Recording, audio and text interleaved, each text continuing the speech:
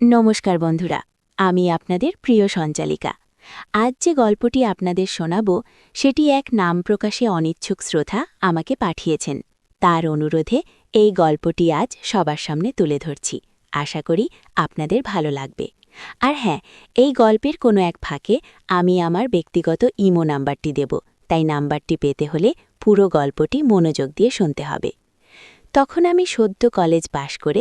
নমস্কার বন্ধুরা, আমি আপনাদের প্রিয় সঞ্চালিকা। আজ যে গল্পটি আপনাদের শোনাব সেটি এক নাম প্রকাশে অনিচ্ছুক শ্রোতা আমাকে পাঠিয়েছেন। তার অনুরোধে এই গল্পটি আজ সবার সামনে তুলে ধরছি। আশা করি আপনাদের ভালো লাগবে। আর হ্যাঁ, এই গল্পের কোনো এক ফাঁকে আমি আমার ব্যক্তিগত ইমো নাম্বারটি দেব, তাই নাম্বারটি পেতে হলে পুরো গল্পটি মনোযোগ দিয়ে শুনতে হবে। তখন আমি সদ্য কলেজ পাশ করে শিক্ষকতা শুরু করেছি। এক নামকরা স্কুলে বাংলা পড়াতাম। বয়স সবে 22, সবুজে সবুজ মন, নিজের সবকিছু নিয়েই বেশ সুখী ছিলাম। স্কুলে আমার একটা বিশেষ পরিচিতি ছিল। আমি একটু অন্যরকম শিক্ষক ছিলাম। শুধু বইয়ের পাতাতেই আটকে থাকতাম না, ছাত্রছাত্রীদের জীবনের সাথে মিশে তাদের সমস্যাগুলো বোঝার চেষ্টা করতাম। সেই জন্য অনেকেই আমাকে ভালোবাসত, শ্রদ্ধা করত। আমার ছাত্রদের মধ্যে একজন ছিল অর্ক। অত্যন্ত মেধাবী, শান্ত স্বভাবের ছেলে। ওর বাবা শ্রীমান রায় এক প্রতিষ্ঠিত ব্যবসায়ী, মানুষ হিসাবে ভালো, তবে একটু মেজাজি। অর্কর মা মল্লিকা রায় ছিলেন আমার একজন প্রাক্তন ছাত্রী।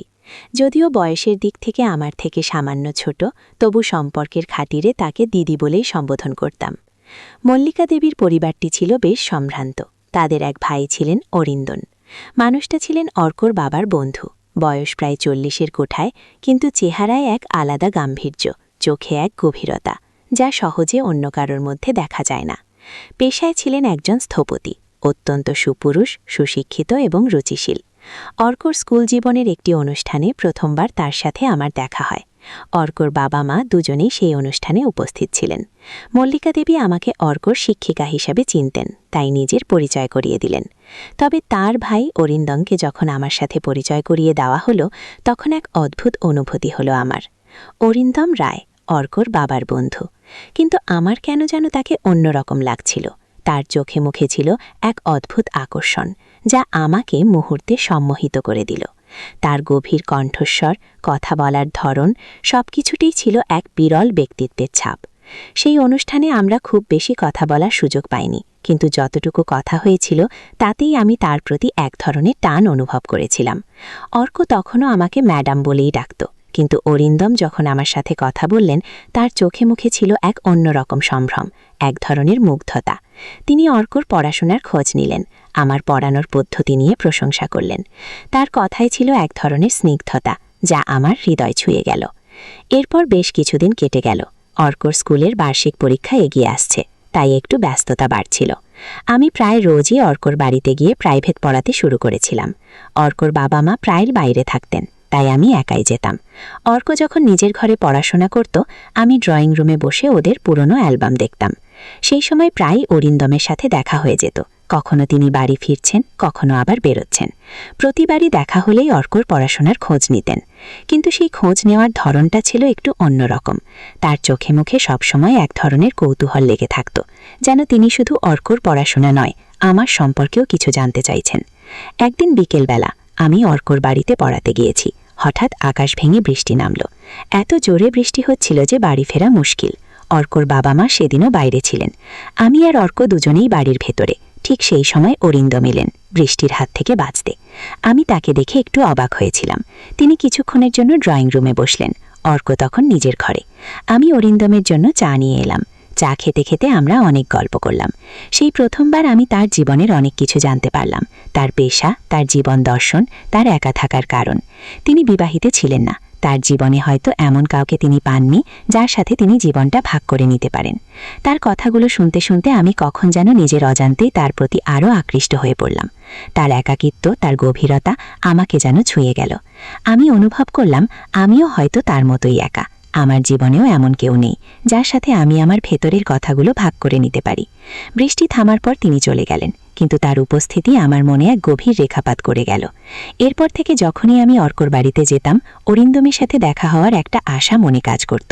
এবং প্রায়ই দেখা হয়ে যেত। কখনো তিনি আসতেন, কখনো আমি যেতাম। আমাদের মধ্যে কথা বাড়ছিল। অর্কর পড়াশোনার বাইরেও আমরা নানা বিষয়ে আলোচনা করতাম। সাহিত্য, শিল্প, সঙ্গীত সবকিছুতেই আমাদের পছন্দের মিল ছিল। তিনি আমাকে কিছু বই পড়তে দিলেন, কিছু গান শোনালেন। তার রুচি ছিল অসাধারণ। আমি তার সান্নিধ্যে এসে যেন নিজেকে নতুন করে আবিষ্কার করতে শুরু করলাম।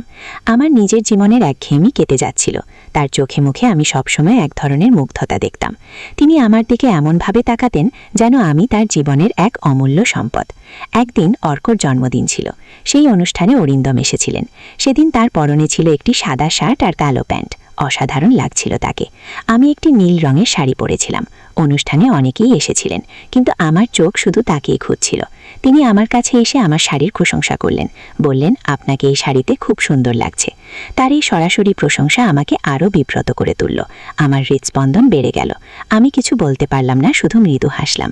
তিনি আমার দিকে এমনভাবে তাকালেন যেন আমার হাসিটুকু তিনি নিজের চোখে ধরে রাখতে চান। সেই রাতের পর থেকে আমাদের মধ্যেকার দূরত্বটা যেন আরও কমে গেল। আমাদের সম্পর্কটা ধীরে ধীরে আরও গভীর হতে লাগলো। আমাদের দেখা হওয়ার অজুহাত বাড়ছিল। কখনো অর্কর পড়াশোনা, কখনো আবার কোনো সাহিত্যিক অনুষ্ঠান। অরিন্দম আমাকে তার নিজের বাড়িতেও আমন্ত্রণ জানালেন। তার বাড়িটি ছিল এক স্বপ্নের মতো। তার সংগ্রহে ছিল অনেক দুর্লভ বই, অনেক দামি চিত্রকর্ম। তিনি আমাকে তার জীবনের নানা গল্প শোনালেন, তার শৈশব, তার কৈশোর, তার প্রথম প্রেম, সবকিছু। আমি তার সব কথা মন্ত্রমুগ্ধের মতো শুনতাম। তার প্রতিটি শব্দে ছিল এক অন্যরকম মাদকতা। আমি বুঝতে পারছিলাম আমি তার প্রতি কেবল আকৃষ্ট হচ্ছি না, আমি তাকে ভালোবাসতে শুরু করেছি। কিন্তু এই ভালোবাসাটা ছিল নিষিদ্ধ, কারণ তিনি ছিলেন আমার প্রাক্তন ছাত্রের বাবার বন্ধু, আর আমি ছিলাম তার শিক্ষিকা। আমাদের বয়সের ব্যবধানও ছিল অনেক। এই সব কিছুর ঊর্ধ্বে ছিল সামাজিক বিধিনিষেধ। একদিন আমি অর্কর বাড়িতে গিয়েছিলাম। সেদিন অর্ক আর ওর বাবা মা কেউ বাড়িতে ছিলেন না। আমি একা। অরিন্দম এলেন। তিনি আমার জন্য অনেকক্ষণ অপেক্ষা করছিলেন। আমাকে দেখেই তার মুখে এক অন্যরকম হাসি ফুটল। তিনি আমাকে কাছে টেনে নিলেন, বললেন, আজ তোমায় না দেখে থাকতে পারলাম না। তিনি আমার হাত ধরলেন। তার হাতের উষ্ণতা আমার সারা শরীরে ছড়িয়ে পড়ল। আমি তার চোখে চোখ রাখলাম। সেখানে ছিল এক তীব্র আকুলতা, এক না বলা ভালোবাসা। তিনি আমাকে আলতো করে চুম্বন করলেন, সেই প্রথম চুম্বন, যা আমার জীবনের সব হিসেব নিকেশ পাল্টে দিল। সেই চুম্বনে ছিল এক তীব্র আবেগ, এক গভীর ভালোবাসা, এক নিষিদ্ধ আকুলতা। আমি নিজেকে তার হাতে সঁপে দিলাম। সেই মুহূর্তগুলো ছিল আমার জীবনের সবচেয়ে রোমাঞ্চকর এবং একই সাথে সবচেয়ে ভয়ের। আমরা একে অপরের মধ্যে হারিয়ে গিয়েছিলাম। মনে হচ্ছিল এই মুহূর্তটা যেন অনন্তকাল ধরে চলে। আমাদের গোপন অভিশাপ চলতেই লাগলো। আমরা দেখা করতাম লুকিয়ে, আড়ালে। প্রতিটি মুহূর্ত ছিল রোমাঞ্চকর এবং একই সাথে অনিশ্চিত।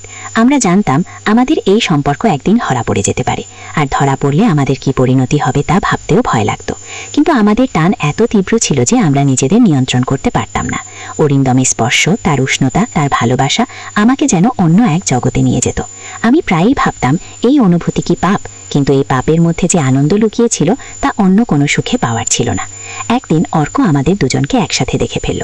আমি আর অরিন্দম তখন অর্কর বাড়িতে খুব কাছাকাছি বসে কথা বলছিলাম। অর্ক হঠাৎ ঘরে ঢুকে পড়ল। আমাদের দেখে ওর মুখ ফ্যাকাশে হয়ে গেল। ও কিছু বলল না, শুধু আমার দিকে তাকিয়ে রইল। ওর চোখে মুখে ছিল বিস্ময়, এক ধরনের অবিশ্বাস। আমি ভয় পেয়ে গেলাম। আমাদের গোপন সম্পর্ক কি তবে প্রকাশ হয়ে গেল? অরিন্দমও একটু অপ্রস্তুত হয়ে পড়লেন। আমি অর্ককে কিছু বলার আগেই ও ঘর থেকে বেরিয়ে গেল। এরপর থেকে অর্ক আমার সাথে আগের মতো স্বাভাবিক আচরণ করতো না। ও আমাকে দেখলে অন্যদিকে মুখ ঘুরিয়ে নিত। আমি বুঝতে পারছিলাম ও কিছু একটা বুঝতে পেরেছে, কিন্তু কি বলতে পারছে না। অরিন্দমও বিষয়টি নিয়ে খুব চিন্তিত ছিলেন। তিনি আমাকে বারবার বলছিলেন এই সম্পর্ক থেকে বেরিয়ে আসার কথা, কিন্তু আমি পারছিলাম না। আমি অরিন্দমকে ভালোবেসে ফেলেছিলাম। তার সান্নিধ্য ছাড়া আমার জীবন অচল মনে হচ্ছিল। একদিন আমি অর্কর বাড়িতে গিয়েছিলাম। অরিন্দমও সেখানে ছিলেন। আমরা দুজনেই খুব চিন্তিত ছিলাম অর্কর আচরণ নিয়ে। হঠাৎ অর্ক ঘরে ঢুকলো। ওর হাতে একটা কাগজ। ও কাগজটা আমার দিকে ছুঁড়ে দিয়ে বলল, এটা কি ম্যাডাম? আমি ভয়ে ভয়ে কাগজটা হাতে নিলাম। দেখলাম সেটা একটা ছবি, আমার আর অরিন্দমের একটা ছবি। আমরা দুজনে অরিন্দমের বাড়িতে খুব কাছাকাছি বসে আছি। মনে হচ্ছে কেউ আমাদের লুকিয়ে ছবি তুলেছে। আমার হৃৎপিণ্ড দ্রুত গতিতে চলতে লাগলো। আমি জানি না কে এই ছবি তুলেছে, কেন তুলেছে, কিন্তু এই ছবি যে আমাদের সম্পর্কে রীতি টানতে চলেছে তা আমি বুঝতে পারছিলাম। অরিন্দমও খুব উত্তেজিত হয়ে পড়লেন। তিনি অর্কর দিকে তাকিয়ে বললেন, তুমি এটা কোথায় পেয়েছ? অর্ক শুধু বলল, আমি সব জানি। আমাদের জীবনে এক ভয়ঙ্কর ঝড় আসতে চলেছে, তা আমি বুঝতে পারছিলাম, কিন্তু সেই ঝড়ের মুখোমুখি হওয়ার জন্য আমি প্রস্তুত ছিলাম না। আমি শুধু অরিন্দমের দিকে তাকিয়ে রইলাম। আমাদের চোখে চোখে অনেক না বলা কথা। অনেক ভয়, অনেক ভালোবাসা। কিন্তু এই মুহূর্তে আমাদের সামনে এক বিশাল অনিশ্চয়তা। অর্ক তখন আমাদের দিকে তাকিয়েছিল। ওর চোখে মুখে ছিল এক অদ্ভুত নীরবতা। সেই নীরবতার আড়ালে লুকিয়েছিল এক প্রলয়ঙ্করী ঝড়। অরিন্দম আমার হাত ধরলেন, তার হাত কাঁপছিল। আমি অনুভব করলাম আমাদের এই গোপন পাপের কথা হয়তো এবার সবার সামনে চলে আসবে। আমি কিছু বলার আগেই অর্ক আবার বলল, আপনাদের দুজনের মধ্যে কি চলছে তা আমি জানি। আমি আপনাদের দুজনকেই ক্ষমা করতে পারবো না। আমি আর অরিন্দম একে অপরের দিকে তাকিয়ে রইলাম। আমাদের সামনে কি অপেক্ষা করছে তা আমরা কেউই জানি না। শুধু এইটুকু বুঝতে পারছিলাম আমাদের জীবনের এক অধ্যায় হয়তো এখানেই শেষ হতে চলেছে। কিন্তু এই গল্পের শেষ কোথায় তা তখনও আমাদের জানা ছিল না। তো বন্ধুরা, আজকের গল্প এখানেই শেষ নয়। এই গল্পের পরবর্তী অংশ জানতে আপনারা অবশ্যই কমেন্ট করে জানাবেন। আর হ্যাঁ, আমার চ্যানেল সাবস্ক্রাইব করতে ভুলবেন না। গল্পটা শোনার জন্য অনেক ধন্যবাদ।